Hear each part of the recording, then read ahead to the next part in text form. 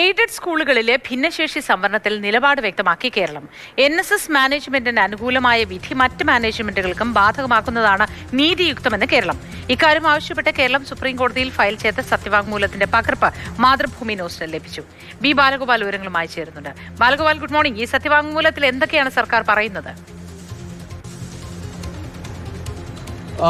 Moti, good morning. ഈ കഴിഞ്ഞ ദിവസം നമ്മൾ റിപ്പോർട്ട് ചെയ്തിരുന്നു, കേരളത്തിലെ ക്രൈസ്തവ സഭകൾക്ക് വേണ്ടി സംസ്ഥാന സർക്കാർ ഇത്തരമൊരു അപേക്ഷ സുപ്രീം കോടതിയിൽ ഫയൽ ചെയ്യുമെന്ന കാര്യം മാതൃഭൂമി ന്യൂസ് ആയിരുന്നു പുറത്തുവിട്ടിരുന്നത്. ഇന്ന് പുലർച്ചെയാണ് സംസ്ഥാന സർക്കാരിന് വേണ്ടി സ്റ്റാൻഡിംഗ് കൗൺസിൽ CK ശശി കേരളത്തിലെ എയ്ഡഡ് സ്കൂളുകളിലെ ഭിന്നശേഷി സംവരണവുമായി ബന്ധപ്പെട്ട NSSന് അനുകൂലമായി പുറപ്പെടുവിച്ച വിധി മറ്റു ചില മാനേജ്മെന്റുകൾക്ക് കൂടി ബാധകമാക്കണമെന്ന് ആവശ്യപ്പെട്ടുകൊണ്ട് സുപ്രീം കോടതിയെ സമീപിച്ചിരിക്കുന്നത്. പ്രധാനമായും അങ്ങനെ ബാധകമാക്കിയാണെങ്കിൽ അതിൻ്റെ ഏറ്റവും വലിയ ഗുണഭോക്താക്കളായി വരുവാൻ വേണ്ടി പോകുന്നത് സംസ്ഥാനത്തെ ക്രൈസ്തവ മാനേജ്മെന്റുകളാണ് എന്നതാണ്. ക്രൈസ്തവ മാനേജ്മെന്റുകൾക്ക് കീഴിലുള്ള സ്കൂളുകളാണ് എന്നതാണ് ഏറ്റവും പ്രധാനപ്പെട്ട കാര്യം. ഇതിൽ ചില കണക്കുകൾ സംസ്ഥാന സർക്കാർ സുപ്രീം കോടതിയിൽ ചൂണ്ടിക്കാണിക്കുന്നുണ്ട്. അതായത് കേരളത്തിൽ നിലവിൽ 6230 ജീവനക്കാർ ഈ എയ്ഡഡ് സ്കൂളുകളിൽ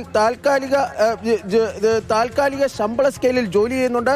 അതുപോലെ തന്നെ 17,729 പേർ ഈ ദിവസവേതന അടിസ്ഥാനത്തിലാണ് ജോലി ചെയ്യുന്നത്.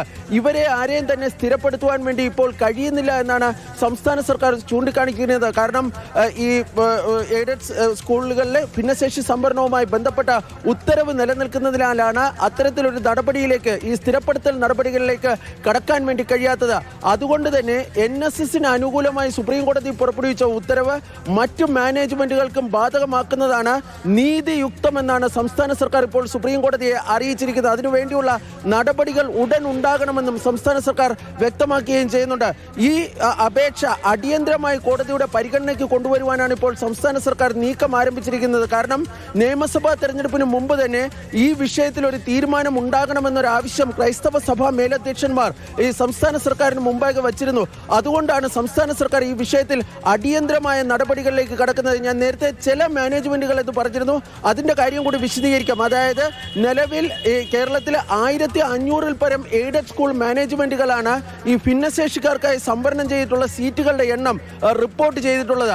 അങ്ങനെ റിപ്പോർട്ട് ചെയ്ത മാനേജ്മെന്റുകൾക്കാണ് ഇതിന്റെ ആനുകൂല്യം വേണ്ടതെന്നതാണ് NSSന്റെ വിധി. അത് ആ മാനേജ്മെന്റുകൾക്ക് കൂടി ബാധകമാക്കണമെന്നാണ് ആവശ്യപ്പെട്ടിരിക്കുന്നത്. ഫലത്തിൽ അങ്ങനെ വരുമ്പോൾ അതിന്റെ ഗുണഭോക്താക്കളായി മാറുന്നത് കേരളത്തിലെ ക്രൈസ്തവ സഭകളുടെ കീഴിലുള്ള മാനേജ്മെന്റുകളാണ്, എയ്ഡഡ് സ്കൂളുകളാണ് എന്നതാണ് ഏറ്റവും പ്രധാനപ്പെട്ട കാര്യം. ഏതായാലും ഞാൻ നേരത്തെ പറഞ്ഞതുപോലെ തന്നെ ഈ ഹർജി അടിയന്തരമായി കോടതിയുടെ പരിഗണനയ്ക്ക് കൊണ്ടുവരുന്നതിനുള്ള നടപടികൾ സംസ്ഥാന സർക്കാരിന്റെ ഭാഗത്ത് നിന്ന് ആരംഭിച്ചിട്ടുണ്ട്.